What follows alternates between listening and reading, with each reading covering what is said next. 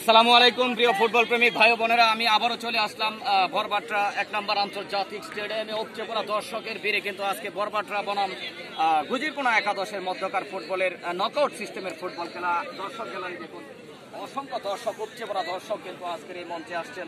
আমি বিশেষ করে দর্শকদের প্রতি ভালোবাসা, শ্রদ্ধা, ভক্তি রেখে কথা বলছি। কেমন আছেন ভাই? একটু আসেন আমার সঙ্গে। আপনি কি কন্টিনিউ ফুটবল খেলা আসেন? ফুটবল খেলছেন আগে? কোন পজিশন খেলতেন? আপনি কোন জায়গাটাতে খেলতেন? আপনি বিশ্ব ফুটবলে কাকে বেশি পছন্দ হয়? কোন খেলোয়াড়টা সবচেয়ে বেশি পছন্দ? মেসি, মানে আর্জেন্টিনার সাপোর্টার। আচ্ছা, আজকে যে ফুটবল মঞ্চে আসছেন, এই খেলা দেখতে আসছেন, আপনার কি অনেক ভালো লাগতেছে? কাজ কাম নাই? কাজ কাম যদি থাকতো তারপরে কি আসতেন?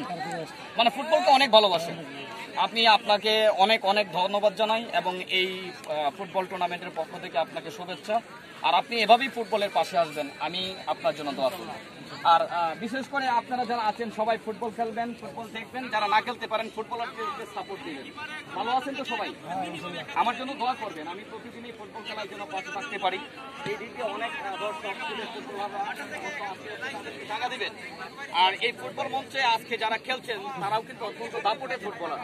গুজিরকোনা একাদশ এবং বরবাট্রা একাদশ। আমি আর কথা না বাড়িয়ে সরাসরি চলে যাচ্ছি ধারা বিবরণী অনুষ্ঠানে।